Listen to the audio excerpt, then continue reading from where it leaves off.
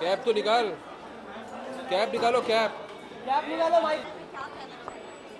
जागरण जो एक सबसे अच्छी चीज़ कर रहा है वो ये कि अपने फेस्टिवल को अलग अलग जगहों पे ले जा रहा है।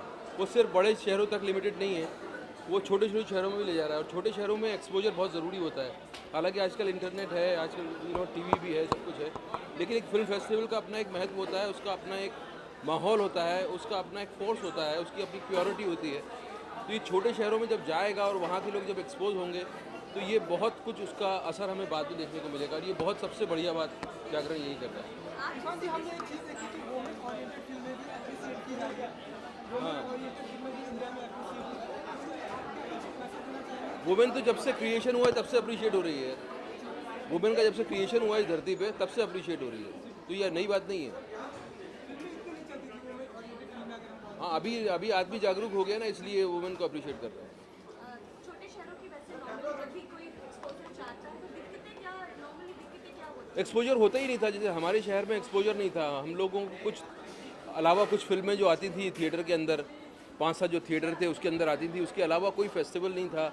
हम जब नेशनल स्कूल ऑफ ड्रामा में गए तब हमें फिल्म फेस्टिवल का पता चला, तब हमने देखना शुरू किया। और उससे जो बाहर के मुल्कों के लोग जिस तरह की फिल्में बनाते हैं, अलग अलग मुल्कों के लोग, तो उससे नई तरह का आपको एक्सपोजर होता है कि कहानी कहने के कितने अलग अलग तरीके हैं, लोगों के प्रॉब्लम्स क्या हैं, लोगों का एंग्रॉस करने का तरीका क्या है, फिल्म लैंग्वेज क्या है। तो ये आपकी कोई पर्सनली रही हो कि आपके जीवन में आपने कोई दिक्कत सही हो कि आपको लगता है कि अब और तब में बहुत फर्क आ चुका है, कोई आपकी? सिर्फ ये है कि अभी ज़्यादातर बड़े बड़े फेस्टिवल्स भी जो हैं कमर्शियल हो रहे हैं, हो गए हैं, वो पूरी दुनिया हो रही है। पूरी दुनिया जो है मार्केट बन गई है और बनती जा रही है, तो उसका असर फिल्म फेस्टिवल में भी दिखता है। और बस ये फ़र्क हमें नज़र आ रहा है। आपने क्या दिक्कत सही थी, अपने दिनों में कुछ याद है? नहीं, हमने दिक्कत नहीं थी। हम ऊपर वाले का करम है, सब जो भी दिक्कतें थी वो अच्छे के लिए थी। Thank you.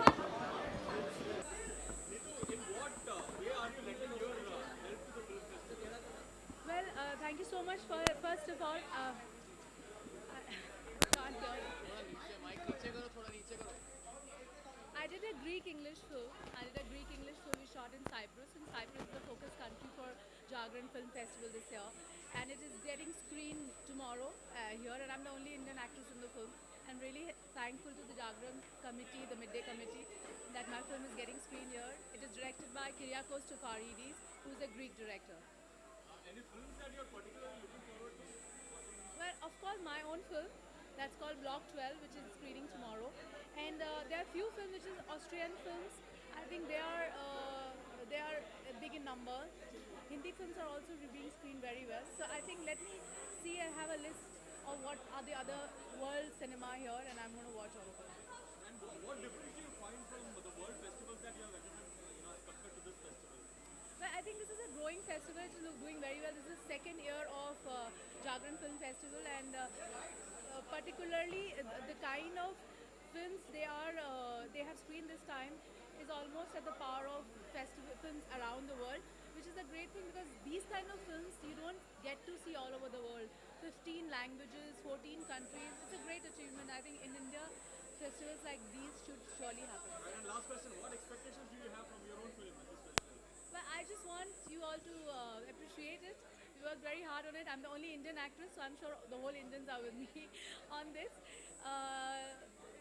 Enjoy yourself and watch the film. Hopefully, you all will like it too. Thank you. Fourthly, that is beautiful, that is Neetu Chandra. Please come forward. Welcome with a round of applause, people. And lastly, Madhu Ambar. Madhu Ambar. Okay. I request and light the lamp.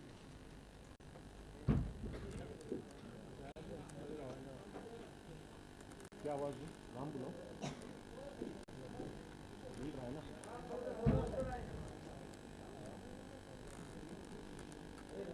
अरे still नीचे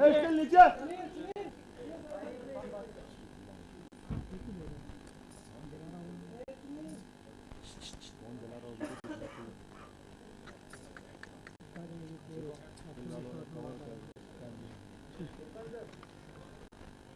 one more retake करेंगे पिछवाड़ा में ना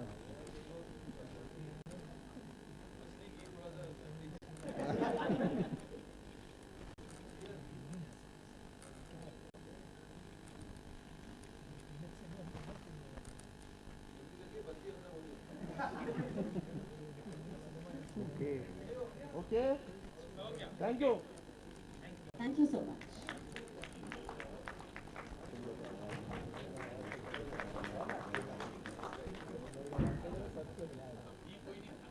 Can we all clap together?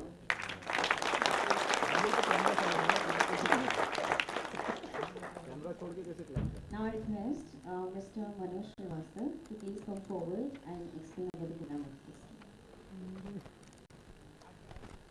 Hello very good afternoon to all of you जो actually मुझे कहना था वो काफ़ी विषय विद माय रिमार्क्स दो सेक्शंस के बारे में हमने यहाँ बात नहीं की. These sections are very close to the Jagran philosophy of creating awareness. अगर आप ध्यान से देश में भी इतना सिनेमा अवेयरनेस को क्रिएट करने के लिए बनाया गया है जिसको हम सिनेमा ऑफ द अपराइजिंग करेंगे. और किसी भी इंटरनेशनल फिल्म फेस्टिवल में इस सब्जेक्ट को लिया नहीं गया था. पहली बार जागरण ने इस सब्जेक्ट को लिया है और एक 9 फिल्मों का एक विशेष पैकेज जो है सिनेमा ऑफ द अपराइजिंग है जिसमें फिल्में फ्रांस से हैं. आज जो शुरू होगा with the life of zone of arc. ये सेक्शन जो है वॉर एंड पीस हमें याद दिलाता है जो डिस्ट्रक्शन थी, जो वॉर ने हैवक क्रिएट किया था वो क्या था और वो दोबारा ना हो उसकी याद दिलाने के लिए ये पैकेज आपके सामने प्रस्तुत किया जाएगा. जागरण फिल्म फेस्टिवल की अगर बात करें दुनिया का ट्रैवलिंग फेस्टिवल बनाया गया है आप लोगों के द्वारा. आप जो कि ऑडियंस हैं जिन्होंने हर कदम पर हर मोड़ पर जो भी जागरण ग्रुप ने किया उसको अप्रिशिएट किया. ये आसान नहीं है कि हम किसी भी फिल्म पर्सनैलिटी को बोलेंगे साहब आप हमारे साथ रायपुर चलिए या आप हमारे साथ पटना चलिए या किसी भी छोटी जगह चलिए. मुझे याद है बहुत सारे फिल्म में 5 सालों से खड़े हुए और उनमें से एक एक्टर हैं इरफान साहब जिन्हें 2012 में बेस्ट एक्टर का अवार्ड मिला है. और ये जागरण का दूसरा साल है सिर्फ बॉम्बे में और हम उम्मीद करते हैं और आपको आश्वासन देते हैं कि आने वाले वर्षों में ये फेस्टिवल बहुत बड़ा फेस्टिवल है. धन्यवाद.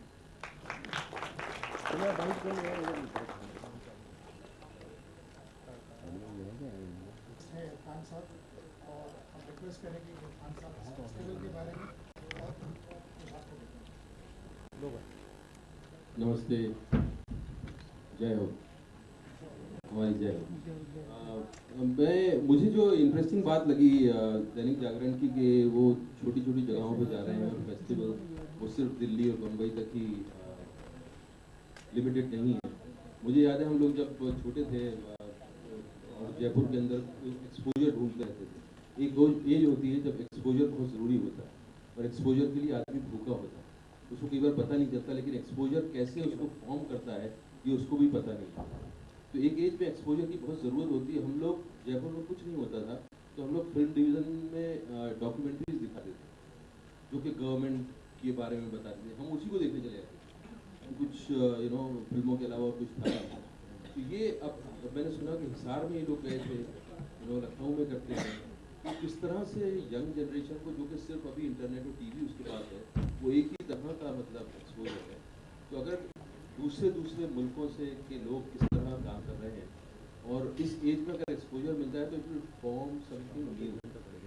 वो एक्सपोजर बहुत ज़रूरी होता है और ये जागरण बहुत नायाब एंड मेरी कॉन्ग्रेचुलेशन उनको, मेरी शुभकामनाएँ उनको. ये सफल हो इसमें और हमारे जो आने वाली जनरेशन है वो फिल्म मेकिंग को किसी और दिशा में ले जाए जैसा कि ऑलरेडी शुरू हो गया है कि हमारी फिल्म मेकिंग में कई तरह की वैरायटी आ गई है. एक ही तरह की फिल्में देखने को नहीं मिलती हैं. ऑडियंस भी जागरूक हो गई है थोड़ी फिल्मों को लेकर. वो हर तरह का सिनेमा देखना चाहती है. और ये अगर बदलाव होता रहा तो मैं सरप्राइज़ नहीं हूँगा कि यहाँ का हमारा कोई डायरेक्टर ऐसा होगा जो वर्ल्ड फेमस हो जाएगा. पहले कुछ थे डायरेक्टर जो कि जिनको के बाहर की टेक्निक की ज़रूरत भी नहीं होती थी, उसके बावजूद उनका कंटेंट, उनका इमोशन, उनकी सेंसिटिविटी ऐसी थी कि पूरी दुनिया में उनका नाम था और सब लोग उनकी फिल्में देखना चाहते हैं.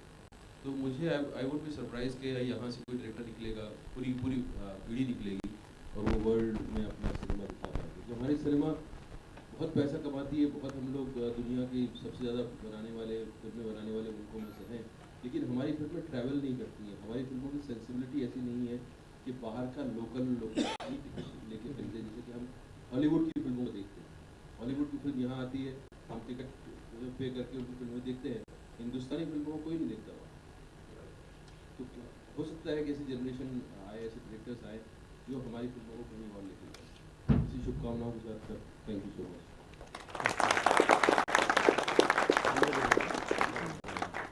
जो खान जी ने कहा उनसे मैं आमीन कहना चाहती हूँ कि बाहर भी लोग हमारी फिल्में देखें। हेलो एवरीवन, नमस्ते। और हमारी फिल्में देखें ना देखें, खान सर को देखने के लिए पूरी दुनिया ज़रूर बाहर चली जाती है, तो ये सबको पता है।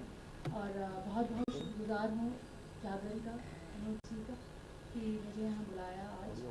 50 दिनों का ये सिलसिला रहता है, जिस ब्यूटीफुल, बहुत ही खूबसूरत ये सारी फिल्में दिखाई जाती हैं। और मेरी भी एक फिल्म जो कल दिखाई जा रही है, I did a Greek English film, और साइप्रस में शूट किया, और साइप्रस फोकस करके कल दिखाई जा रही है। काफ़ी अच्छा अनुभव हुआ जब मैं प्रैक्टिस में शूट करके, और ये सारी चीज़ें जिस तरह से दिखाई जा रही हैं, ऑर्गेनाइज की जा रही हैं, I hope Jagran keeps on doing this, such a pleasure कि मुझे मौका मिला कि मैं आज खान सर की सारी बातें सुनी, मनोज जी के साथ, ये सारे लोग आप लोग सबके साथ में खड़े होकर आज बहुत खुशी है। Thank you Khan sir, thank you Neetu.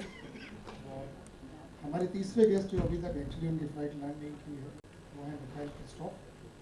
ये जो फिल्म आप देखने जा रहे हैं, वर्ल्ड ग्रीन, इसकी एक खास अहमियत है, और वो मौका ये है कि ये जो है फर्स्ट वर्ल्ड वॉर की 100वीं एनिवर्सरी सेंचुरी ईयर है, और ये फिल्म जो बनाई गई है ऑस्ट्रिया में बनाई गई है। और अगर आप ध्यान से देखें तो पूरी फिल्म में सिर्फ 4 एक्टर हैं, और एक एक्टर जो है 80 मिनट की फिल्म को कैरी करेंगे। Mikhail Christophe can be available here, और सीधे एयरपोर्ट से यहीं आ रहे हैं आपसे मिलने के लिए। इस फिल्म के बाद क्वेश्चन आंसर सेशन के लिए वो अवेलेबल होंगे। और ये फिल्म जो है पूरे फेस्टिवल का टोन सेट करती है। आने वाली 156 फिल्में जो आप पूरे 7 दिन में देखेंगे, उनमें से पहली फिल्म है जो बहुत ही इम्पोर्टेंट है हमारे लिए, बहुत ही केयरफुली चूज़ की गई है। इसके साथ ही हम इस फंक्शन को समाप्त करते हैं।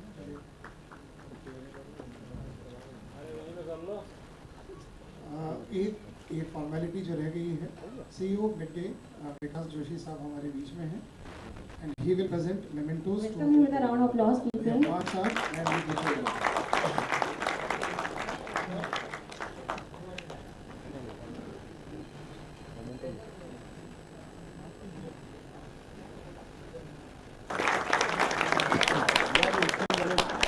Here comes the most awaited moment. It's time to hand over the moment to the famous that's Irfan Khan.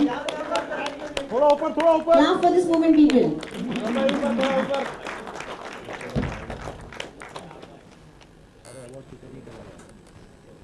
खाली हाथ दिखेंगे। Miss Neetu Chandra, clap for this. Come on.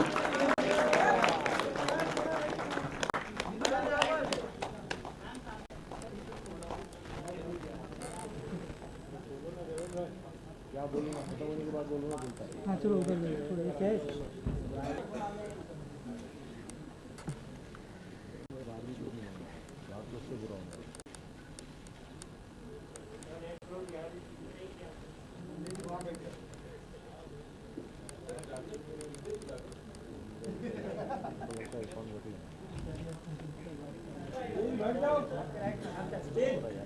नीचे